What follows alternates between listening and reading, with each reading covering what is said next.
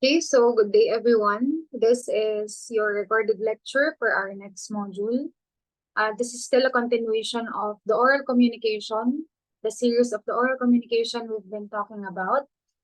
Yung mga naunang module is connected din dito, as well as the first recorded lecture that I have sent to your GCs. Okay, so we will just continue the remaining scenarios that you can later on, what we call this, meet or do if ever you will be, or the moment you will be professionals already. So we have business communication, oral communication, and today we will be discussing about greeting your colleague. So if you can still remember, I've already discussed to you what is a colleague or ano ang difference niya and ang similarities niya with the coworkers.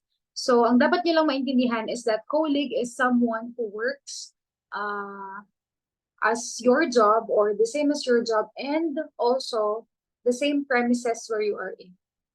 So kasama nyo sila, depende building, company or whatsoever. Basta you get to meet them, maybe not every day, depende kung if you're office mates, but can be also with other departments, but still you are in one location.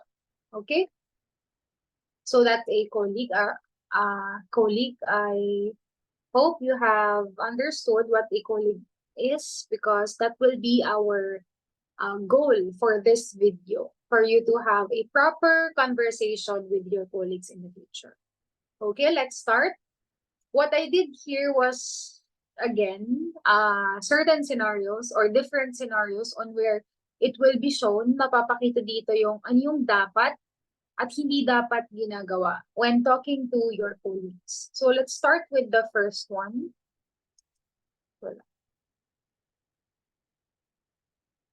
Sorry.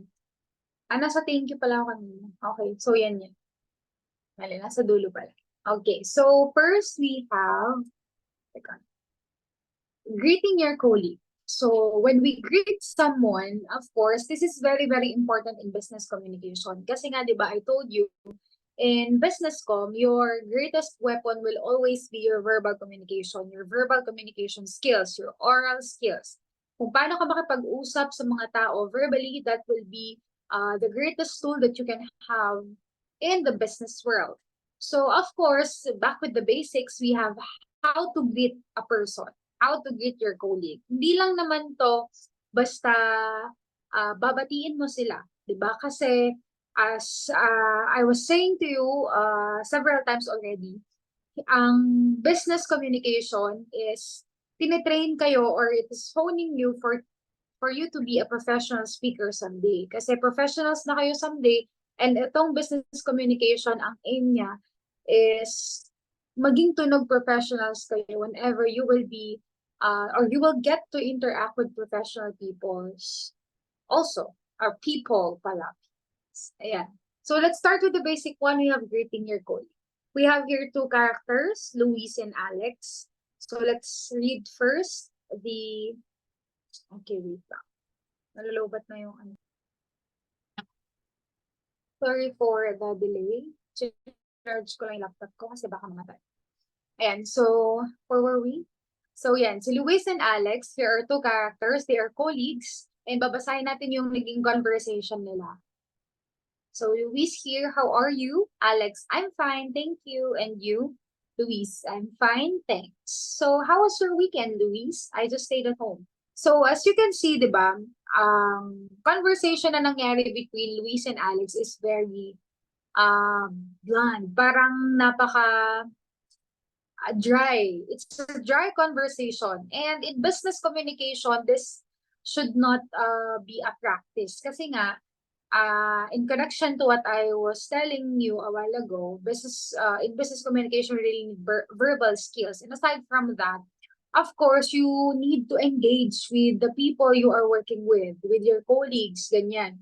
And if you will practice this kind of conversations, of course, it can tarnish your relationship with other people. Kasi parang, you're not a good talker. Parang hindi ka confident. Ganun kasi ang mga labas niyan if you will be talking to professionals already. Kapag you often cut conversations or parang you answer one line lang, puro one line. Parang hindi ka ganun ka-confident sa sarili mo, hindi ka ganun ka-confident i-present yourself, or hindi ka ganun ka-confident na makipag-usap sa mga tao, para bang may iniiwasan ka. And iniiwasan natin yon in business communication. That should not be your practice. So, ayan.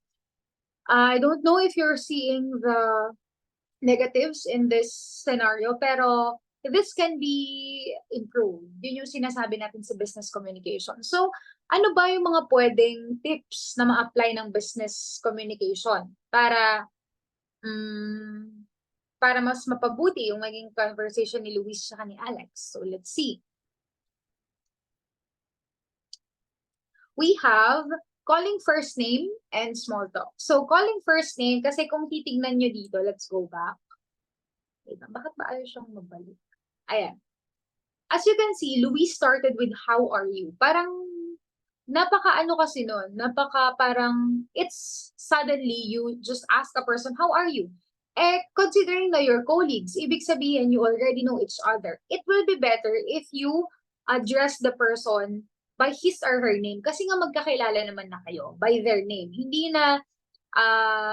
Wala na kayo dun sa introduction of yourself. Natapos na natin yun, di ba? In our first video lecture. Dito magkakilala na kayo. So, you need to, or it is better if you call the person by their first name. Kasi nga, aside from it builds rapport, of course, it will make the person comfortable with the conversation na mangyayari. Ganon. And syempre, iisipin ng tao that you acknowledge them, you acknowledge him or her. So again, let's go back to the Buscom tip. Buscom tip. So call their first name. That's a great move in asking someone how are they or greeting them. It won't hurt naman, diba? Lalo na if you know their names. If you don't know their names, you can ask again. But if you know, that's a good one. Small talk. Yun yung sinasabi ko kanina. As you can see kasi, Luis here keeps on cutting the conversation. Like, I'm fine, thanks. So, how was your weekend, Luis? I just stayed at home. So, hindi niya binabalik yung question sana kay Alex for the conversation to be more fruitful, for the conversation to, excuse me, last longer, for the conversation to be more, what do you call this? Enjoying and interesting. Hindi niya ginagawang gano'n. And that is not good in business communication. So, pwedeng maglagay ka ng small talk, di ba? Mag-engage kayo sa small talk kasi eto namang greeting your colleague. Let's say, you greet a colleague hindi sa middle ng work, right? Hindi nagtatrabaho yung colleague mo or nag-work kayo in a meeting, biglang mo sasabihin na, how are you? Hindi siya ganon. It's either you bump into each other sa hall, break, o kaya naman may mangyayaring meeting, hindi pa nagsisimula, nagkita kayo ulit because you did not see each other for a long time. So, meaning, meron kayong ample time. Meron kayong enough time for you to communicate with each other. That's why, make use of that time. Engage on small talks. Hindi mo kailangang bilisan or maging mabilis kasi it will be awkward. Yun yung iniiwasan natin sa business communication. Awkward na pakikipag-usap mo sa ibang tao. Kasi, first impression last. And aside from that, if the person thinks na hindi ka good talker, yun na yung maiisip niya all throughout. Kaya, we are doing our best to teach you na hindi dapat kayo mapunta on those kind of situations. Okay? Now, let's see the improved version of the conversation of Alex and Luis regarding greeting your colleague. So, ayan. Yung kanina, di ba, minention niya na yung first name or name. Hi, Alex. How's it going? Pretty good, thanks. How about you, Luis? I did, thanks. We have a nice weather on Saturday, so I just read a book at the park. What about you? Nothing special, just stayed home and watched the game on big TV. Did you see the game? Excuse me. Goodness, I totally forgot about it. So what happened? Tapos, ayan na. Ngayon, na-apply niya yung both na nilagay natin kanina. The first one is addressing them with their first name. Kasi nga colleague mo yun, di ba? Alam mo na yung name ng tao kasi colleague is someone you kasama nga sa workplace. Tapos, hindi niya pinutol. Like, how about you, Luis? I did things. Hindi siya nag-stop doon. Rather, nagbigay siya ng small details para naman masuffice yung tanong ni Alex na, how about you? Kasi tinatanong ka ng tao eh. And, syempre, if you talk more about the question, parang pag nagsabi ka pa ng more details, of course, the person, si Alex, mas mafe-feel niya na you're confident, and aside from that, you really understood what he was talking about.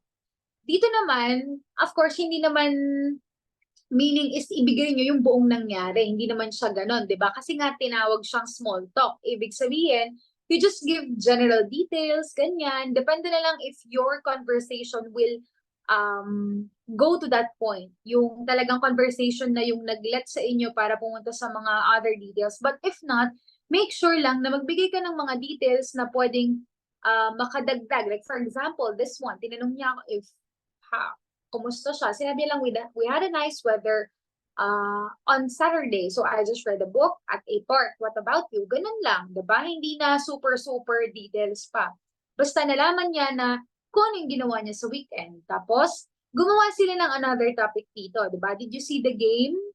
Tapos, si Luis sabi niya, I totally forgot about it. Pwede nang mag-stop sana dito ba? But rather, nag-engage pa siya to a more interesting conversation. So, tinanong niya kung ano yung nangyari sa game. Then, Alex shared to Luis the happenings doon sa game na yun. So, yun. Naging small talk siya and whatsoever. Diba? This sounds more natural than this one. Yun din kasi yung isang goal natin sa business communication. Hindi ka mag-sound na super practice yung mga sagot mo. Like for example, mga ganito. Or hindi ka mag-sound ng super practice and hindi rin super dry ng mga sagot mo. Dito, talagang yung smooth flow ng conversation is there. And that is what's important in doing business communication. Dapat hindi kayo maging awkward, kausap, hindi nyo ipaparamdam sa kausap nyo na uncomfortable kayo sa mga tanong nila. Unless you really are. But if not, yung mga ganito lang naman, make sure na you won't do that or you won't let the person you're talking to feel that way. Okay? So as easy as that, that's how you greet your colleague. Kailangan nyo lang ilagay sa isip nyo itong mga to. Okay? Next, we have describing your coworkers. Describing your coworkers is very important in business communication. Why? Kasi nga, business communication is a professional setting, di ba? It is, what they call this, preparing you to be the best version of yourself or the best version of talker you will be in the near future. Hindi pwede na, meron kasi tayo, lalo na in our tradition in the Philippines, diba, we just describe a person based sa gusto lang natin, diba? For example, may itatanong sa'yo, sino tong ano na to? Tapos sabihin mo lang kung ano yung, alam mo, like, ay, ayun siya, yun. Ganon, diba? In business communication, that's not okay. Lalo na if, syempre, depende pa rin sa relationship. But let's see, let's assume na yung relationship na meron kayo is co-worker or colleague, meaning professionals, and hindi dapat kayo, what they call is informal mag-usap in business communication. Yan. We have here a scenario. Who should I speak to about getting a new PC? So, let us assume na itong si Alex is bago siya. So, or kahit hindi siya bago, pero hindi niya alam kung kanino talaga kukuha ng new PC. Itong si Luis, sabi niya, you can talk to me, Sir Tan. Where is he? He's an IT. What's he like? He's tall with short black hair. No, I mean, is he a nice guy? Oh yeah, he's very helpful. Okay, I'll try to find him. So, this conversation, okay naman siya. If titignan natin, di ba? But in business communication, this should not be the practice. Kasi the person who asked you, clueless siya kung sino or saan kukuha ng bagong PC. So, ikaw, you can talk to Mr. Tan. So, sino si Mr. Tan? Diba? Kaya nga tinatanong niya kung sino. Dapat magbigay ka ng kahit konting details. Then if hindi pa okay yung details na binigay mo, doon siya magtatanong. Hindi yung every question is one sagutan ka lang, one-liner, diba? Very nonchalant naman si Luis. Ganon. Hindi dapat ganon sa business communication. Okay, so let's see the Buscom tip so we can understand this better. So Buscom, it's teaching you to, and what does he or she look like? Ganyan. Kapag tinanong ka ng ganyan, ibig sabihin, you describe the person's physical characteristics. Okay? Kapag ikaw naman ang nagtatanong, kunwari ikaw naman ang magtatanong, ganito mo dapat tanungin, yung physical characteristics. What does he or she looks like? What do they look like? Ganon. Anong itsura nila? Ganyan. Dapat formal ka pa rin makipag-usap. Kasi syempre, the person you're talking to, hindi mo naman alam kung you're close enough para hindi ka gumamit ng mga formal words or not. Kaya much better if you use this na lang, the standard one. Okay? Second is, what's he or she like? Kapag ito ang tinanong sa inyo, that means you have to describe a person's personality. Ano yung ugali niya? Kapag kayo naman na magtatanong, ganito rin nyo siya tatanungin. Don't say, what's the attitude of that person? Does she have a good attitude? Hindi ganon. Dapat, what's he or she like? Ibig sabihin nun, you have to share sa pagkakaalam mo kung ano yung ugali ng tao or kung ano yung mga dapat iwasan at gawin kapag kausap siya. If alam mo lang naman. Okay? Next, of course, give clear descriptions. Not unlike this one, diba? Na, he's tall with the short black hair.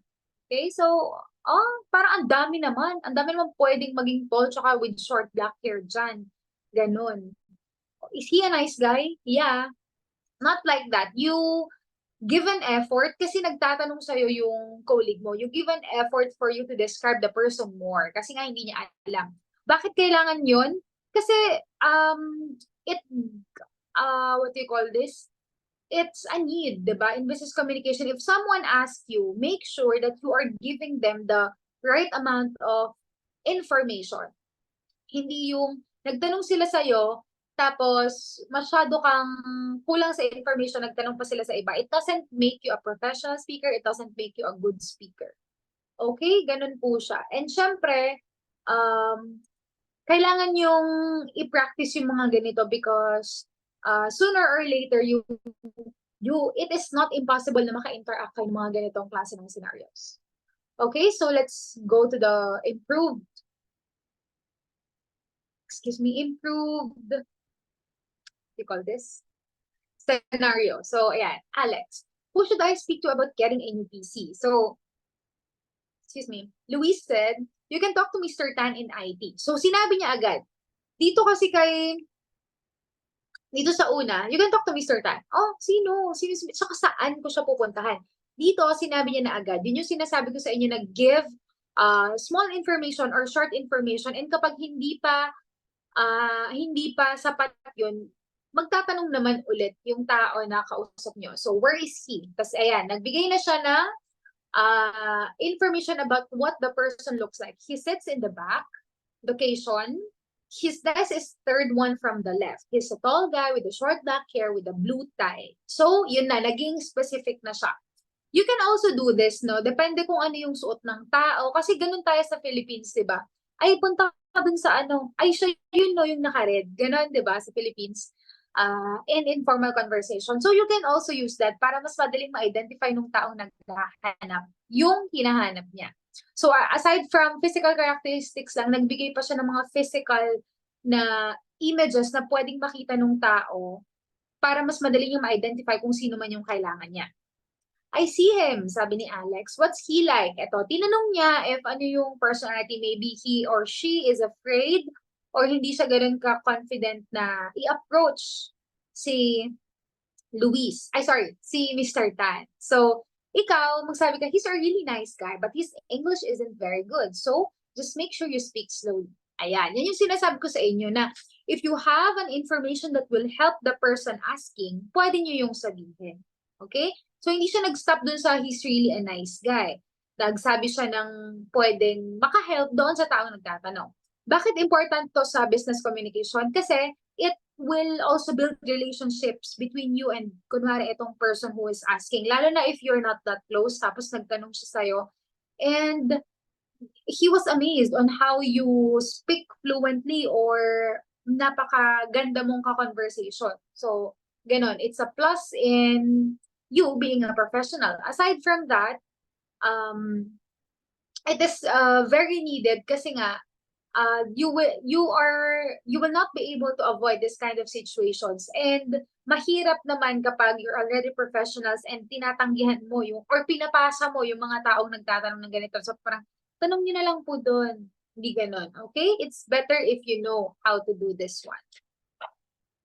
Okay, so next, sorry, meron pa pala dito, ano na yun, nakalimutan ako. Okay. So, here, make sure na kapag tinanong sa inyo, eto, this is what you need to understand. Okay? Di ba meron dito? What does he look like? The person is talking or asking about physical characteristics. What's he or she like? The person is talking about personality or ugali. Dahil nga professional setting tayo, make sure na ang sasabihin nyo na trait at itsura or physical characteristics ay neutral or positive. Don't say anything na negative. Kahit yun yung pinaka-iniisip nyo. Why? Because of course, di ba? Being a professional person, hindi siya nakaka-professional. Aside from that, you don't know if the person that you're talking to or yung person na nagtanong sa'yo ay malay mo, close siya doon or boss niya yun or whatsoever. Pero not just that.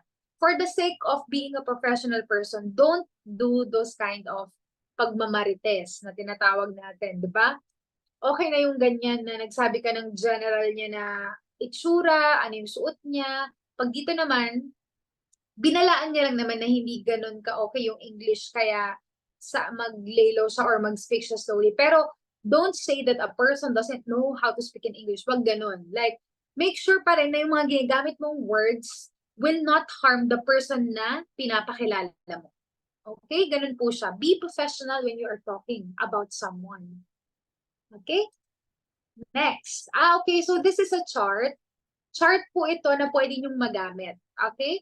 Yan. Name, appearance, test, personality. Ito yung pwede niyong gamitin na format whenever you will be introducing someone or whenever you will be introducing a colleague. So let's introduce Ken Cheng. For example, tinanong kung sino si Ken Cheng.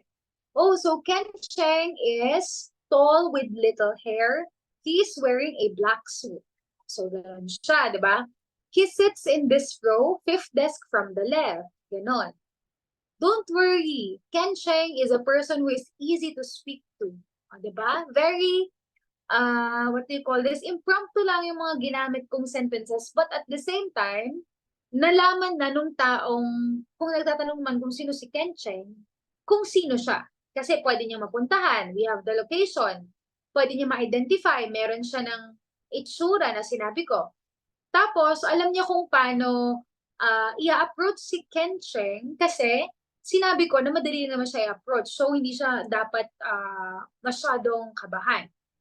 Okay, let's have Simon Taylor. Another example. So, Simon Taylor is a short and well-built man. He has a long blonde hair and he wears gray tie. Ganyan. Tapos, he sits in the back, first desk from the right. Pwedeng ganyan. Tapos, kapag mga ganito naman, a little moody, sabihin niya naman na, just be careful because sometimes he is a little moody. Ganun. O kaya, just be careful because sometimes he's not in the mood. Ganyan. Pakiramdaman, ganyan, and whatsoever. So, ito, pwede niyo magamit to. You can take a screenshot of this. Or, isasend ko rin naman tong PowerPoint at Word. Okay? So that is how you describe your colleague. Remember, when describing a person, lalo na kung colleague nyo, hindi nyo naman close, or kahit close nyo, lagi kayong doon sa positive side. Kasi the way you describe a person, it also reflects how or what kind of person are you. Siyempre, isipin mo may nagtanong sa'yo na sino to, ganyan, tapos ikaw, yun yung ano, minarites mo agad. Hindi mo maganda yun, darling. Okay? Next, I think this is the last one. So, inviting your coworkers. Ito rin, hindi to impossible na magawa or ma-encounter nyo in the future. Kasi meron darating na time that you will invite a coworker, maybe someone new, or you will be invited by a coworker. So let's see the conversation. Hi, Alex. Do you want to go for lunch? Who's going? Probably Kenny and Jane. Where are you going? We haven't decided yet. Maybe the Italian place across the street. Where are you going? When are you going? Sorry. Maybe in about 15 minutes or so. Okay, sure. So, dito naman, if you can see, sabihin na natin na kayo yung nag-i-invite. Okay? You are the one who's inviting. Make sure na hindi ganito. Like, you will not put the person in a very awkward situation. Kung titingnan yung mga responses ni Alex, para siyang hesitant. Kasi, out of nowhere, biglang sabihin, do you want to go for a lunch? Ganyan. Hindi dapat ganon. There's a proper way on how to do that. Aside from that, make sure na kapag mag-i-invite kayo ng tao, you've already decided about the details. Kasi nga mag-i-invite kayo eh. So, in short, you will be a host. Ganon. Kaya you are responsible na hindi na pag-isipin pa yung mga taong in-invite mo. So, Buscom tips yun. Inunahan ko na. Yan, ask availability first and give details. So, dito kasi, nag-straight siya sa, do you want to go for a lunch? Parang cornered, di ba? Kung ako, kunwari bago ako, tapos sinabihan ako, you want to go for lunch? Mapapaisip ako ng, hala, baka pag hindi ako sumama, i-bash nila ako. Or ayoko pang sumama kasi nahihiya pa ako. Kaya, make sure na hindi ganyan ka-straight yung mga itatanong nyo, lalo if you're not close to that person. Okay? And yun nga, hindi siya nagbibigay ng details. Like, do you want to go for lunch? Ganun lang. Who's going? Kailangan pang tanungin ni Alex kung sino yung mga sasama, kung saan sila pupunta, at hindi pa rin sila nakapag-decide, diba? Very not professional. Kung ganito, pwede to sa mga very close nyo na, but di ba nga ang pinapalagay natin is hindi close. Just your coworker, normal coworker, or someone new in your office. Okay? Let's see the improved version. So, hi Alex, have you already had lunch? So, hindi niya agad-agad na tinawag, di ba? Hindi niya sinabi na, tara, mag-lunch tayo. Tinanong niya muna kung nag-lunch na ba yung tao. Kasi doon, pwedeng kunwari ayaw nung tao na mag-lunch kasama ko and isip niya na, baka ayayin ako nito. Sabihin ko na lang, oo, ganyan. So, binigyan mo pa siya ng chance na makapag-isip. Hindi mo siya kinorner na, halika, lunch tayo, do you wanna have lunch? Ganon. So, sinabi niya, no, not yet. So, that's your signal na pwede mo siyang i-invite. Kasi sinabi naman niya na not yet eh. So, okay, baka good gesture na pwede siyang i-invite. So, ayan, nagbigay ka agad ng details. Well, Kenny, Jane, and I are planning to go to that Italian place across the street. Would you like to join us? Ganyan mag-invite. Like, you already provided the details, sino ang mga kasama, hindi mo na i-hassle pa yung kausap mo na tanungin sa'yo kung sino ba yung mga sasama at saan ba kakain. Kasi nga, syempre, in-invite mo lang naman yung tao. Tapos, sure, what time are you leaving? In about 15 minutes or so. Ayan, sabihan mo rin siya kung ilan kasi para makapag-isip siya kung sasama siya or hindi, or para rin naman makapag-prepare siya kasi biglaan din yung invitation. Sounds good. So, ganyan. Okay?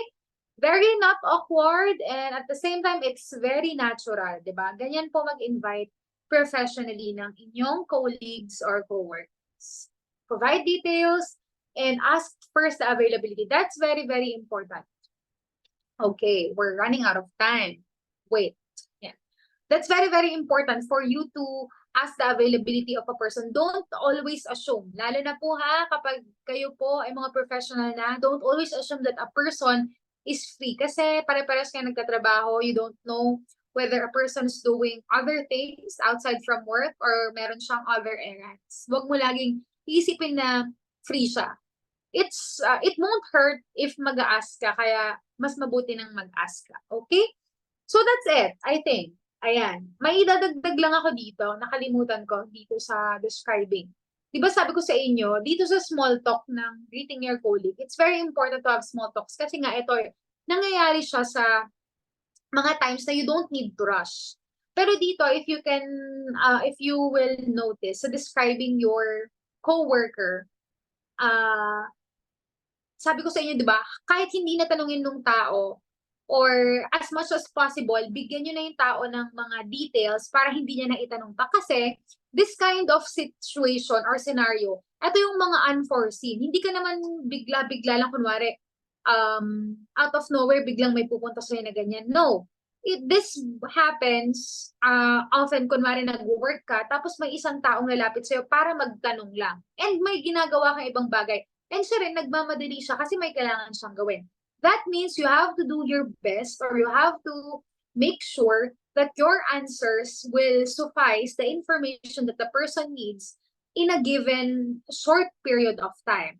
Masasagot mo lahat in a short period of time. Ganito rin sa inviting your coworker kasi nga it's lunchtime already. Ayaw mo naman siguro na sayangin yung oras nung coworker mo kasi hindi naman mahahaba ang lunch breaks and whatsoever. And respect na rin sa time ng tao. Baka may other, what you call this, other commitment siyang gagawin. Okay? So, depende yung situation on how you will do small talks. Not every